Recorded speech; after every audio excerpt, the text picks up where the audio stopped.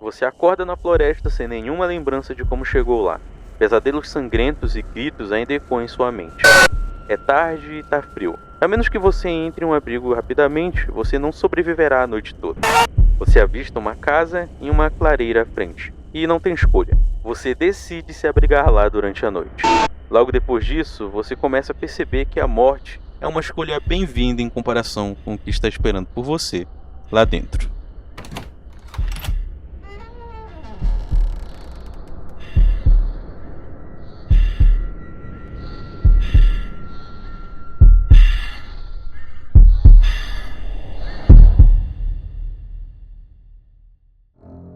Bom, eu devo admitir que isso é um pouquinho estranho. Eu sei que é bem normal que a gente aqui do canal lance algum vídeo experimental de vez em quando, principalmente porque à medida que o tempo passa, a quantidade de ARGs e analog de qualidade vem diminuindo exponencialmente. Então, por causa disso, às vezes vem uma análisezinha de alguma webcomic interessante e até mesmo uma análisezinha de algum jogo de terror interessante. Porém, essa situação em específico é um pouco mais estranha para mim, porque tirando com Ben Drowned, essa é a segunda vez que eu trago para o canal alguma coisa pelo qual eu tenho algum tipo de afeto nostálgico. Talvez esse sentimento me faça ser menos exigente com relação ao que vai ser apresentado, é bem possível. Porém, não custa nada sacudir um pouco as coisas e trazer alguma coisinha diferente de vez em quando só para variar. Então, por onde começar? Opa, antes da gente começar, eu só preciso de um segundinho para transmitir a palavra sagrada do nosso querido patrocinador desse vídeo, a YouCine. Ela é uma plataforma brasileira criada com apenas um propósito: te permitir assistir a pataquada que tu quiser. Sério mesmo. Independente do quanto seja ruim ou desconhecido, é quase 100% de certeza que tu vai encontrar no catálogo gigantesco do YouCine. Curte umas paradas de terror? Tem na YouCine. Curte um reality show? Tem na YouCine. Curte um futebol esperto? Obviamente tem na YouCine. E tudo isso pelo precinho mais acessível e camarada possível. E ainda mais, podendo acessar por celular, TV Smart, PC e até por TV Stick. Ficou interessado? Dá uma olhadinha no comentário fixado na descrição e aproveita. E pronto, agora a gente pode seguir com o vídeo.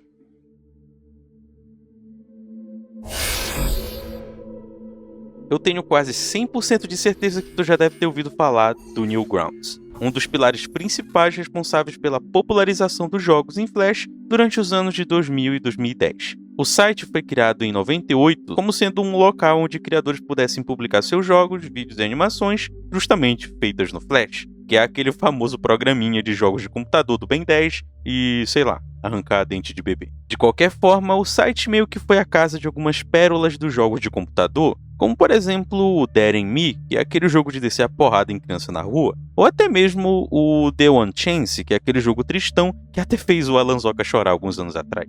E, bom, de forma resumida, até hoje o Newgrounds é um lugar bem diversificado no seu conteúdo, tanto que no meio de toda essa tralha de animações e jogos em Flash malucos, eu acabei redescobrindo o meu maior trauma de infância, que por algum motivo ficou esquecido na minha memória. Um simples e inocente jogo chamado de Ex-Mortis. Já ouviu falar? Eu espero que sim, porque se eu ganhasse R$1 para cada pessoa que eu conheço que ao menos já ouviu falar do jogo, eu teria R$0, porque literalmente ninguém nunca ouviu falar. Para tu ter uma noção, ele é tão desconhecido do público geral que eu fiquei até meio emocionado quando o youtuber Gloomhouse fez questão de citar ele em um vídeo sobre jogos assustadores em Flash. Vídeo que curiosamente me bateu como um soco de nostalgia na cara, principalmente porque quando eu era um mini pombinho, eu passava horas na internet procurando esses jogos em Flash em busca de saciar minha fome por coisas bizarras de violência. Então, quando eu vi esse jogo ser citado lá no vídeo do gringo, eu tinha que dar uma olhada nele. Então é basicamente com o coração cheio de nostalgia e a mente carregada de curiosidade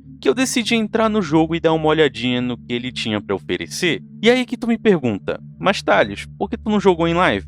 Iria melhorar muito a experiência e blá blá blá blá blá. Então, infelizmente eu não pude fazer isso por alguns motivos. Primeiro, por falta de tempo mesmo. Eu não consegui me organizar muito bem durante a semana e eu meio que escrevi esse roteiro com pouco tempo que eu tinha. E o outro motivo é o mais óbvio. Eu conheço o jogo. Na verdade, eu não só conheço e lembro dos momentos mais importantes dele, como eu também assisti o vídeo do Gloom. Então, apesar de não se aprofundar muito na história ou nas coisas, principais do jogo, meio que acaba sendo um baita spoiler que, né, não teria graça se eu fizesse live, porque seria tipo, nossa, vai acontecer isso aqui, nossa, acontecia, blá blá blá. Enfim, sei lá, talvez eu esteja sendo babaca e perdendo meu tempo, talvez, mas, são esses os dois motivos. Continuando, felizmente não foi nem um pouco difícil encontrar essa belezinha. Afinal, o Newgrounds conseguiu recuperar boa parte dos seus conteúdos, mesmo depois que o Google decidiu abandonar o suporte ao Flash. E para minha surpresa, existe uma descrição bem longa e com algumas coisinhas interessantes. Então vamos só pular esses spoilers aqui, porque a gente não quer estragar a experiência de ninguém, e vamos dar uma lida. Esse é meu primeiro jogo em Flash, tendo aprendido a usar o Flash apenas há um ano atrás. Eu queria criar um jogo atmosférico com gráficos decentes, já que joguei tantos jogos em Flash que arrasaram com quebra-cabeças, mas nunca prestei atenção nos gráficos e a atmosfera. Infelizmente, foi uma situação em que eu tive que inventar a história à medida que eu a criava. Então pedaços e peças são remendados aqui e ali. Se eu tivesse tempo ou energia, faria uma coisa de forma diferente para melhorar a interação no jogo. Mas penso que, na sua forma atual, ele alcança o que eu me propus a fazer: assustar todo mundo. Então, jogue em uma sala escura, com som no máximo, para ser o mais assustador possível. Muito bem, um rapaz simples e humilde, até que eu gostei disso. Também é interessante ver que ele diz que a história é só um conjunto de peças remendadas, o que me chama a atenção porque, se eu não me engano, em certo ponto, o jogo apresenta bastante texto. Mas não se preocupe, é óbvio que eu vou tentar resumir o máximo possível. E ok, vamos olhar um pouco melhor a descrição, que por sinal tá um pouquinho desorganizada, e é possível encontrar um link para o blog pessoal do criador, que por sinal se chama Ben Leffler. Esse carinha aí foi criador de uns outros joguinhos relativamente famosos, como Purgatorium e Goliath of Soothsayer, não sei. A primeira postagem dele nesse site foi em dezembro de 2006, em uma divulgação do... quê? Ex-Mort 3? Então existe não só uma, mas duas continuações? Então é como se fosse uma trilogia de jogos? Ok, vamos com calma porque eu tenho certeza que eu vou querer dar uma olhada nessas outras belezinhas em outro momento. Voltando o nosso foco pro blog, não tem nada de muito extraordinário pra gente aqui, já que não tem basicamente nada sobre a produção do primeiro Ex-Mort. Mas ok, eu acho que esse ponto a gente já tá enrolando demais, então vamos dar uma última olhada no que a descrição pode nos dizer sobre a história.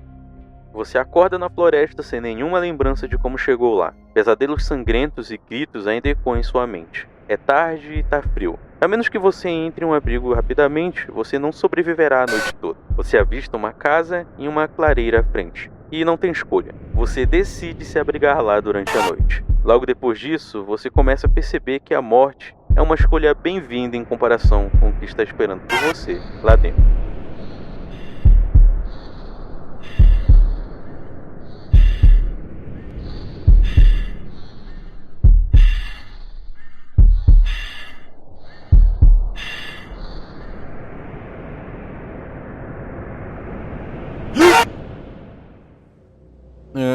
Ok. Apesar de ser um pouquinho esquisitinho esses jumpscares com fotos de pessoas que certamente são o próprio Ben Leffler, é impossível negar que tem um charmezinho aqui. Mas enfim, logo depois dessa animação, a gente é apresentado a uma outra versão do texto que a gente viu lá na descrição, só que dessa vez a gente tem uma visão um pouco mais específica sobre o conceito do jogo.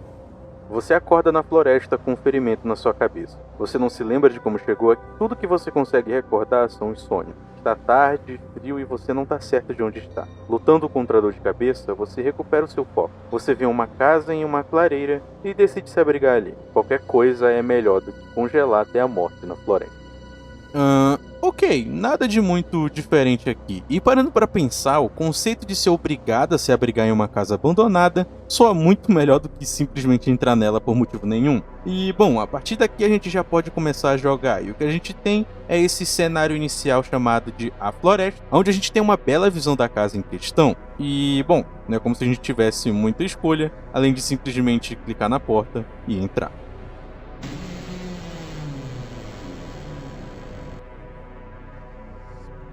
O interior da casa em si tem muitos cômodos, mas a gente vai acabar visitando um de cada vez, fazendo os próprios objetivos do jogo. Então vamos por partes. Logo na entrada, a gente segue pelo corredor escuro que se estende um pouco até chegar na sala do primeiro andar, habitada por duas portas e um relógio. A porta esquerda está trancada, como indica o texto, mas a da direita segue direto para a cozinha. Curiosamente, apesar da decoração visível até aqui, a cozinha é organizada de forma meio que moderna, tanto que tem até um micro-ondas ali. De qualquer forma, a gente está aqui com um objetivo: procurar algo que ajude a gente a continuar avançando de alguma forma. E eu suponho que todo esse sangue espalhado pelo cenário também não seja um bom sinal. De qualquer forma, é só a gente clicar no dito micro-ondas que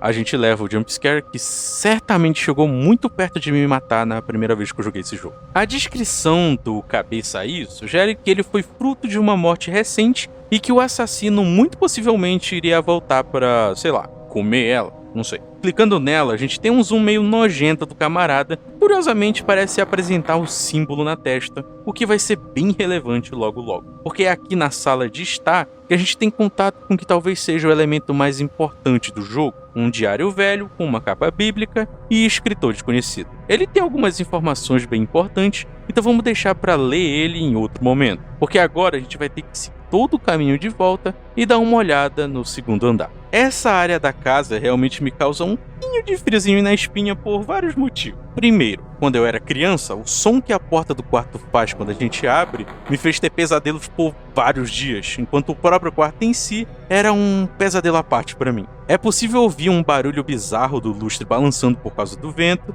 enquanto é possível ver sangue presente sobre a cama e no teto. A gente até também pode ver um gramofone velho presente ao lado da cama, mas o que realmente importa é o quadro presente na parede, porque dentro dele existe um cofre e para abrir o cofre a gente precisa de uma sequência. E ok, quando eu era menorzinho eu lembro que eu fiquei travado nessa parte por um bom tempo, mas a resposta para isso está mais visível do que parece. Voltando para o corredor no segundo andar e olhando para o teto, é possível encontrar o acesso para o sótão da casa. É só clicar nele e boa, tem uma escada pra gente. Agora, o sótão é um show de horrores à parte, porque além dos números presentes ali, é impossível ignorar o corpo preso na parede completamente rasgado, enquanto bem do ladinho dele tem um símbolo parecido com um E, um F e tanto faz. De qualquer modo, a gente já pode voltar pro cofre. Colocando os números e abrindo o coiso, a gente é bem recebido com a visão de um belo coração humano fresquinho, um símbolo pintado de sangue e um belo exemplar de um livro chamado apenas de Ex Morte, que vai ser bem importante para quando a gente ler aquele diário, então vamos manter o foco. Nesse mesmo quarto existe uma porta com acesso a um banheiro que, não surpreendendo ninguém, não só tá todo sujo de sangue, como a banheira tá completamente cheia com um tal delicioso vinho humano. Esse lugar só é importante para que a gente pegue a chave presente no ralo da pia, porque é com ela que a gente vai voltar para o primeiro andar e abrir uma daquelas portas trancadas.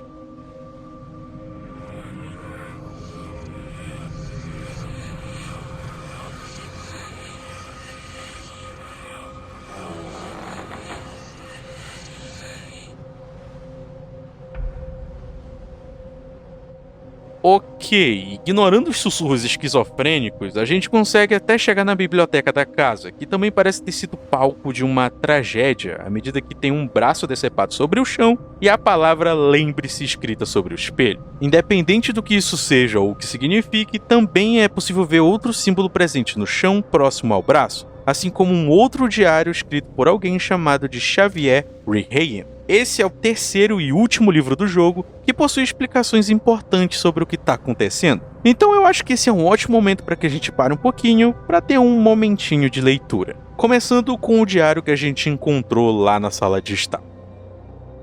24 de maio de 97. Um dia extraordinariamente agitado hoje. Tropecei em uma descoberta incomum enquanto caçava cervos nesse deserto remoto. Perseguindo um cavalo selvagem até uma clareira, você só pode imaginar minha surpresa ao encontrar uma casa, velha e aparentemente abandonada, mas ainda forte. Um achado interessante, um que certamente me deixou curioso. 24 de maio de 95. Após a minha investigação com os arquivos da cidade essa manhã, parece que a casa está abandonada há quase 10 anos e atualmente reside sob o controle do governo local. Eu sinto que sua localização deve ser muito remota para que eles possam derrubá-la, mas devo admitir que eu me sinto atraído de volta para casa, principalmente por curiosidade, mas não posso negar que há algo a mais naquele lugar que me faz querer voltar. 28 de maio de 97. Eu não conseguia mais adiar. Eu liguei para o escritório hoje dizendo que estava doente e decidi que iria refazer meus passos até o deserto para mais uma vez encontrar a casa que tem estado em minha mente ultimamente. Não demorou muito para encontrá-la novamente, pois era quase como se tivesse sendo guiado de volta ao local exato onde me encontrei há 4 dias. Assim que reuni coragem suficiente, empurrei a porta da frente destrancada. É certo que fiquei muito surpreso com a facilidade com que a porta se abriu. considerando que a dobradiça provavelmente havia acumulado uns bons 10 anos de ferrugem. Para minha relativa surpresa, o lugar ainda estava mobiliado, embora muito sujo e completamente degradado. Decidi que iria explorar a casa e não perturbar nada lá dentro. O meu medo não havia diminuído, e na verdade ainda está comigo enquanto escrevo esse diário algumas horas depois. A minha curiosidade percorreu a cozinha, o quarto e a sala de estar, antes que um barulho estrondoso vindo do telhado do segundo andar me assustasse tanto que corri direto para fora pela porta da frente e voltei pela floresta até o meu carro, saindo de uma pequena saliência e entrando no matagal abaixo. Eu me senti um completo idiota sendo assustado por ratos, o que eu presumo que fosse. 29 de maio de 97. Eu tive pesadelos noite passada. Tudo que eu posso lembrar é do sangue e os gritos apavorados me cercando. E a casa. A casa estava no pesadelo também. 30 de maio de 97. Liguei para o trabalho dizendo que estava doente mais uma vez para poder me aventurar no deserto e explorar a casa abandonada mais uma vez. Não é de surpreender que encontrei a estrutura com relativa facilidade, como ontem. No entanto, fiquei surpreso quando percebi que a porta da frente estava fechada. Tenho certeza de que no outro dia, quando saí com tanta pressa, a porta ficou entreaberta. De qualquer forma, acabei atribuindo a porta fechada ao vento, pois claramente eu era a única pessoa que esteve na velha casa recentemente. Eu vasculhei rapidamente a casa em busca de algo interessante, voltando pelos quartos visitados anteriormente. Mais uma vez, ao passar pelo corredor do lado de fora do quarto principal no segundo andar, ouvi fortes batidas vindo do telhado. Fiquei imediatamente tentado a repetir a corrida de ontem saindo de casa, mas engoli o meu medo e continuei com a exploração. No pouco tempo que tive antes de anoitecer, infelizmente não descobri nada que ajudasse a explicar o misterioso desaparecimento dos mais recentes inquilinos. 31 de maio de 97. Estou sentado aqui na sala de estar da velha casa à luz de velas, registrando nesse diário os acontecimentos que aconteceram hoje. Embora eu esteja quase morrendo de medo, eu estou preso a essa casa e sinto que não tenho forças nem determinação para voltar correndo para o meu carro em uma hora tão avançada. Como fiz na semana passada, voltei para essa casa com a intenção de descobrir qualquer coisa que pudesse ajudar a responder a pergunta sobre o inquilino desaparecido.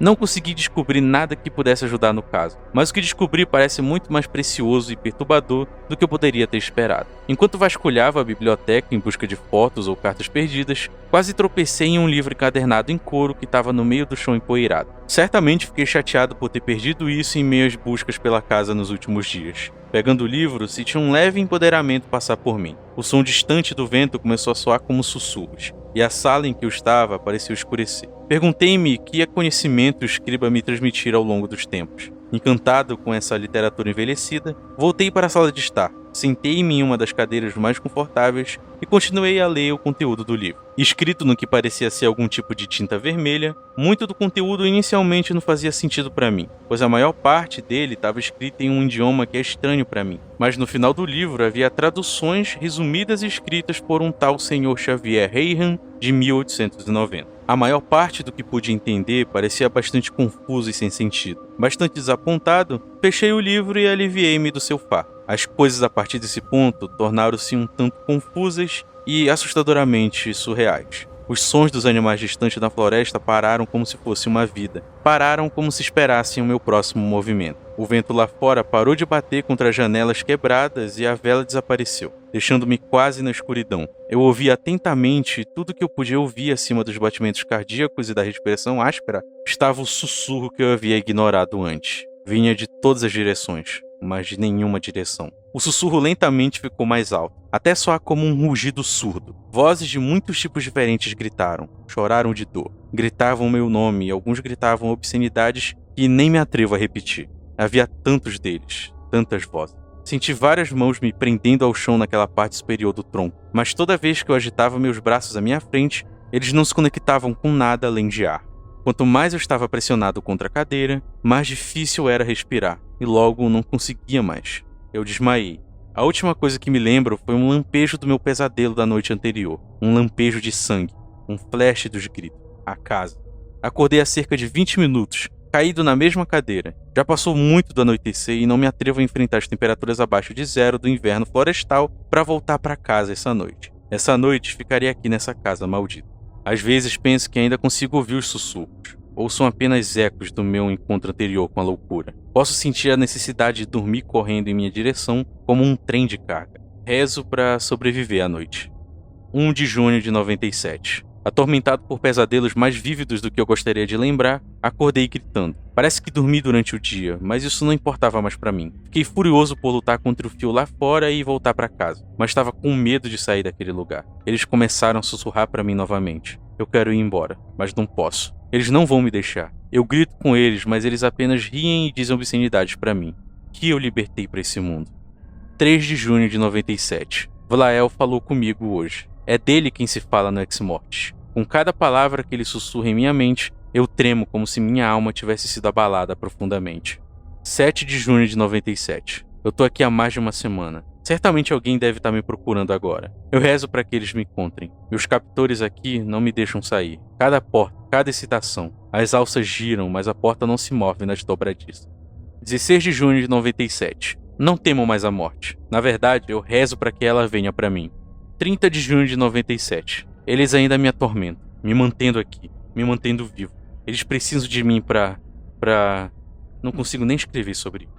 20 de julho de 97. Sinto que minha sanidade quase me abandonou. Eu tenho alucinações tão vividamente, não consigo mais dizer o que é real e o que não é. Os antigos me mostraram imagens da sua antiga glória. Não entendo por que eles me querem, por que eles precisam de mim. 26 de julho de 97. Eu tô realmente surpreso. Me disseram que eles procuram não me controlar. Eles apenas buscam minha ajuda para ajudar no inevitável. Mas por que continuo a resistir?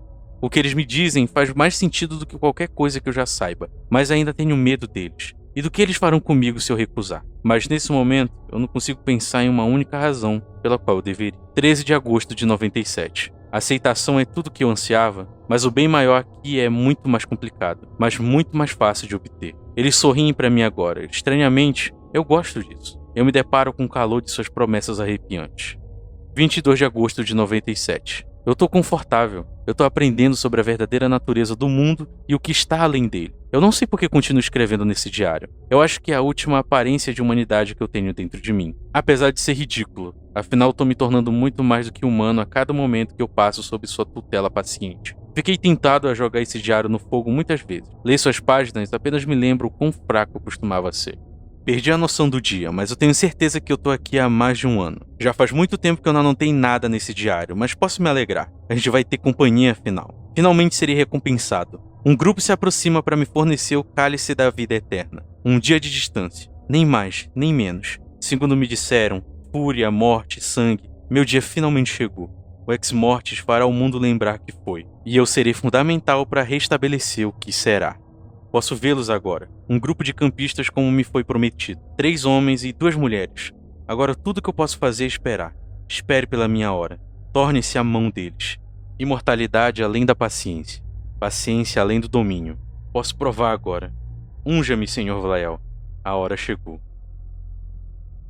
Bom, isso aqui com certeza foi muita coisa para digerir, mais ou menos agora a gente tem algumas respostas. Aparentemente, a casa não apenas é assombrada, como serve de habitação para algum tipo de entidade desconhecida, referida apenas como Vlael. São citados também um grupo chamado de Antigos, assim como também o narrador cita o próprio Sr. Xavier Rehaim como responsável por traduzir o livro Ex Mortis, que, por sinal, é o que a gente vai dar uma olhada agora. Na verdade, eu menti. Eu falei que a gente ia ver o livro do Ex Mortis, mas eu esqueci que tem um livro do próprio Xavier, então vamos dar uma olhadinha nele logo primeiro. O caderno do Xavier descreve um ponto de vista mais pessoal dele. Afinal, esse maluco era um morador original daquela casa antes das coisas começarem a ficar estranhas. Ele descreve que ele vivia tranquilamente com a sua filha chamada de Gwen e que ele passava boa parte do tempo lendo os livros da biblioteca e traduzindo algumas obras que ele gostava. Curiosamente, em meio às várias coisas presentes no local, o Xavier cometeu o erro de encontrar um livro escrito em aramaico antigo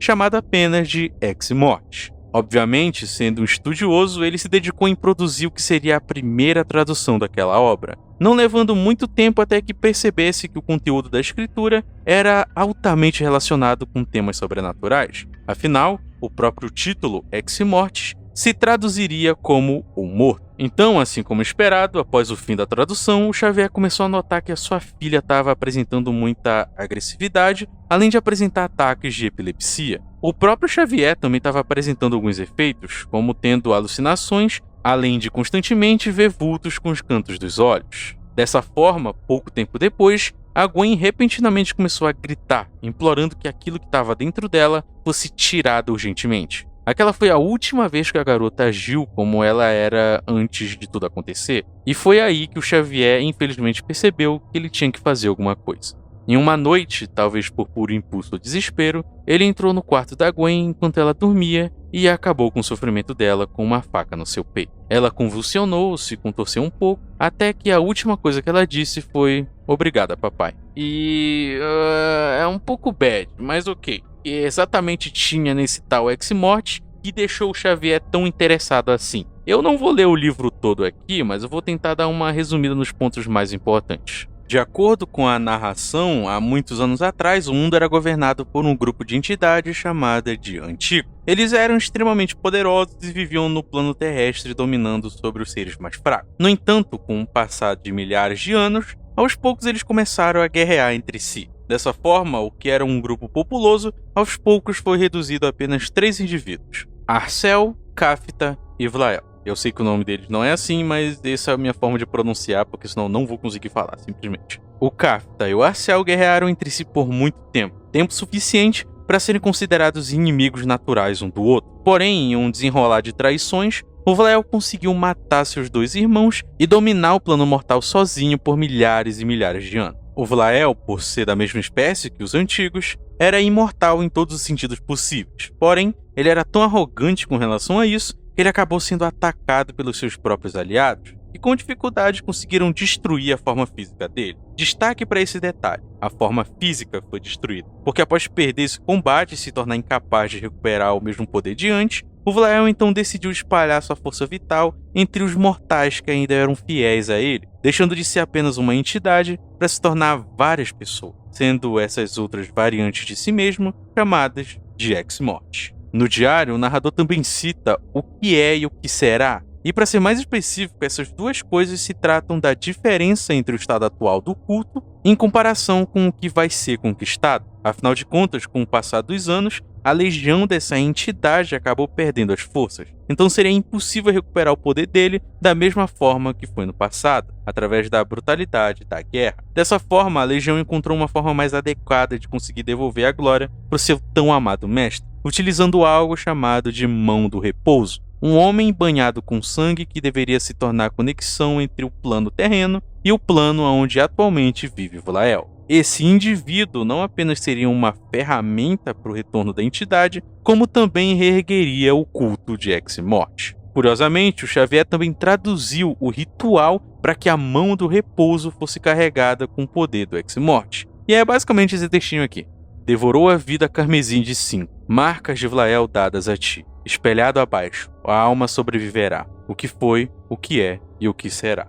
Ok, as coisas parecem fazer um pouco mais de sentido agora, porque aparentemente o narrador do diário que a gente encontrou lá na sala de estar pode ter se tornado um dos adoradores a Ex-Morte depois de ter tido contato com o Vlael, e muito possivelmente tem matado essas pessoas como forma de se tornar a própria Mão do Repouso e trazer o seu mestre de volta. Mas quem é o nosso personagem e qual o papel dele nessa história? Seria ele um dos campistas que o narrador do diário citou? Bom, bora continuar. Continuando com a nossa jornada de onde a gente parou, a gente precisava encontrar todas essas atrocidades até o momento e ver todos esses atos violentos para que o quarto no lado esquerdo do segundo andar ficasse acessível pra gente. Ah, oi Gwen.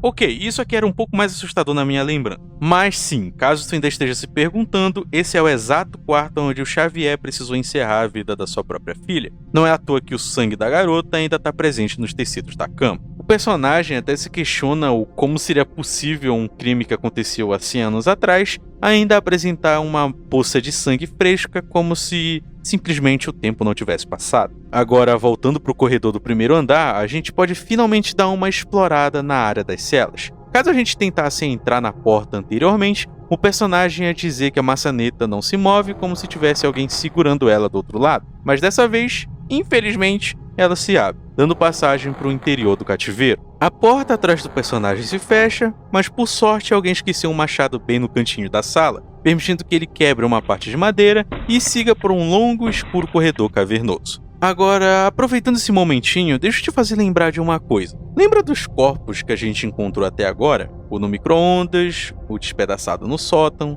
o coração no cofre e o braço da biblioteca? A gente sabe que o nosso personagem é um dos campistas que foram sequestrados pelo escritor do diário. Nesse caso, o personagem seria o quinto sacrifício para que Vlael retornasse. No entanto, se a lógica é essa, por que um homem marcado como sacrifício surge para atacar o nosso personagem?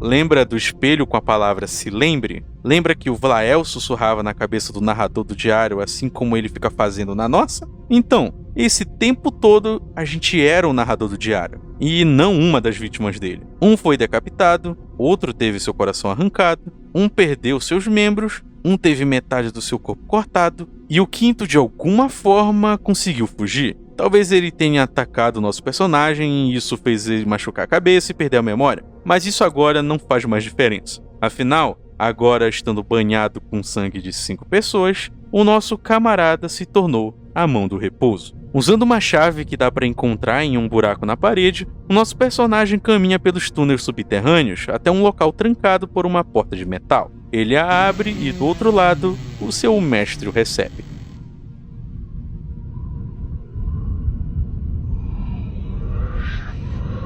Welcome back, child. You have served us well up until this point. Now serve us again. Become the hand of Ex Mortis. Devour the crimson life of 5. Marks of law given to thee. Mirrored below the cells of life. What was, what is, and what will be. Então, nesse ponto seria importante ficar atento ao quadro presente no corredor do primeiro andar, porque ele é um guia perfeito para quais símbolos colocar em ordem. A Mão do Repouso, agora como a mão de Ex Mortis, a partir desse ponto deixou de ser apenas um homem comum. Na realidade, nesse momento, ele não poderia mais ser considerado minimamente humano. Afinal, seu corpo era a chave, o pilar crucial que conectava dois planos que nunca deveriam ter se separado, sendo não apenas um ser de extrema importância, mas o verdadeiro e único mensageiro da palavra de Vlael, detentor do que foi, do que é e o que será.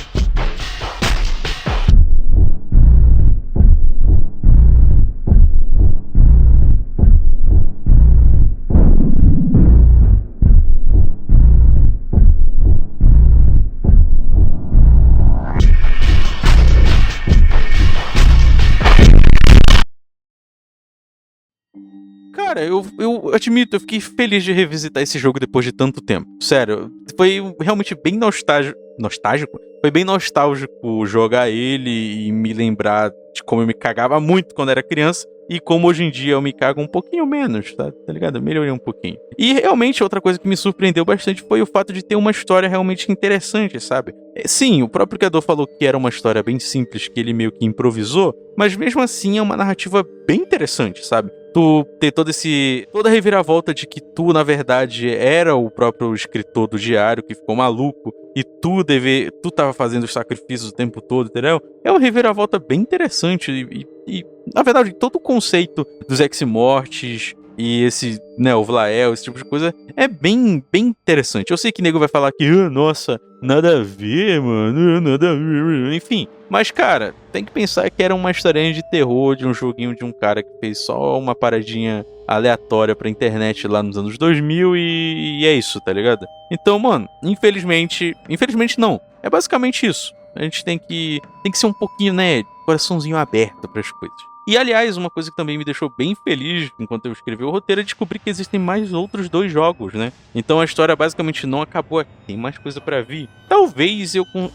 talvez eu até faça um vídeo dos outros 2 jogos, não sei na verdade, porque isso depende muito da recepção de vocês pra esse vídeo aqui. E esse vídeo aqui é só mais uma das vezes que eu me arrisco a fazer algo diferente, só pra ver no que dá. Então, não sei. Se vocês quiserem, é só pedir. Não tenho tanto certeza. Bom, passando aqui logo para a parte dos agradecimentos, começando pelos nossos queridíssimos Pombo Giga. Muito obrigado, Marília Rezende. Muito obrigado, Smile Demon. Muito obrigado, Dynamos. Vocês não precisavam apoiar a gente no maior ranking do canal, não mesmo. Mas mesmo assim estão apoiando e a gente é muito grato a vocês. E vamos tentar sempre melhorar aqui o nosso trabalhinho, da melhor forma possível. E é claro que também eu tô incluindo todos os membros do canal. Muito obrigado a todos vocês por estarem apoiando da forma que podem. Sério mesmo, vocês não têm noção do quanto isso é importante pra gente. E a gente vai ser eternamente grato por isso. Sério mesmo. Claro que no meio disso eu também quero incluir o nosso querido Sourá. Muito obrigado, Sourá, por estar editando esse vídeo maravilhosamente depois de tantos problemas que rolaram com o coitado. Mas, finalmente ele tá aqui. Seja bem-vindo de volta. E...